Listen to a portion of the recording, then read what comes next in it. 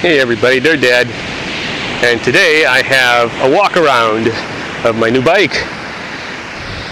The bike is a 2013 Cannondale SuperSix EVO Dura Ace model.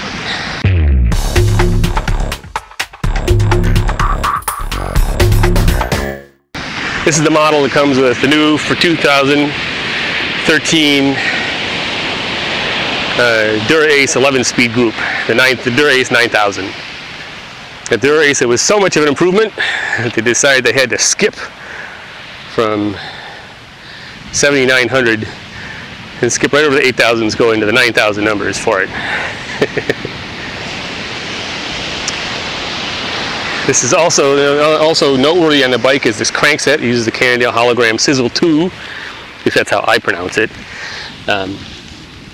The crankset, it has hollow crank arms, but the important, exciting thing about this crank is the big and small chainring are machined from a single piece of aluminum. There are no chainring bolts, and there are lots of small arms instead of a few big ones, which allows them to distribute lots of strength all around the big ring, and reduce flex in between the rings, in between the arms. And the bottom line is, after riding this bike for a few months, it works. This is an amazingly stiff crankset, and I've taken it apart to install the compact crank chain rings on it. I'm a wimp. It came with 5339s. I'm running 5034 compact, so I had a chance to hold this thing in my hands, and it's amazingly light. So this is an awesome crankset. The frame is for 2013, no changes from 2012 to the specific frame, although in the lineup, Cannondale now makes this EVO frame in non-high mod carbon. This is high mod carbon. In 2012, when they came out with it, they didn't have the non-high mod version. So it's important to know when you're looking at 2013 which EVO you're looking at, and in this case, it's the high mod. And the standout feature on the group is the braking. There's a pivot here and a pivot here, so that it's symmetric and provides equal braking, equal leverage on each side. Whatever it does, or however it does, whatever benefit that gives, the bottom line is the braking on this bike is quite inspiring. Some other standout things: this front derailleur with this long arm. Gosh, yes, it adds 12 grams of weight or something. It adds a lot of leverage to your shifting here. Makes the front shifting light and smooth and predictable and linear. It makes it basically what you've always wanted a front shifting to be, to feel like the rear. And it does now, I think, and mostly because of this extra leverage that the long arm gives you. Shifting is awesome. The levers, they've gone away from carbon. I think they had carbon.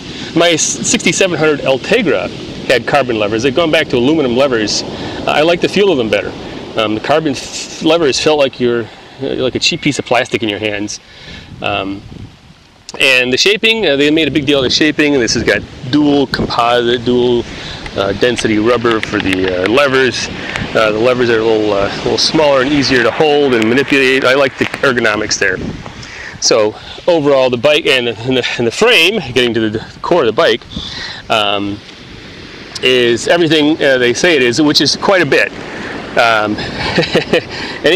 Anytime a bike gets called the best bike in the world by any magazine, it's going to have a lot of hype, and this bike has certainly had a lot of hype. But it is a very stiff frame, but it's as compliant as my old carbon Cannondale Carbon 6. So it rides like a comfy frame. But it returns your energy very quickly. Now, I want to qualify that, because every review of every road bike you ever hear, that's something they say about the bike. Oh, your power immediately goes to the rear wheel. Well, let's be realistic. There's two things here. There's a lot of things that eat your energy up when you are riding. Your sole, your shoes, the pedal axles, all these things deflect. And one test I like to do is put in a sudden surge of acceleration and see how the bike responds. Some bikes sort of absorb that initial input of energy, and then you speed up, of course. A bike like this seems to more like it absorbs, like it's a spring. It has a very lively feel to it. You put some energy into it, and it gives a lot of it back. So you go to accelerate, and it accelerates quickly and efficiently. It doesn't take a lot of your energy from you. So what I did was I swapped out the seat, the post, the stem, the bars, because the stock bike was a little heavy on the bling. This kind of de-blings it. A lot of people want to ask how much this bike weighs. Well, with all of this stuff hanging on it, and by stuff I've got a pump, I've got Garmin and a mount, I got a water bottle holder, it's magnetic, and I got pedals on the bike, which when people quote the weights of bikes, they usually don't include pedals. Well, all of that, this bike weighs in under 14.5 pounds. Weighed the way you would weigh it in a magazine, this is in the 13s.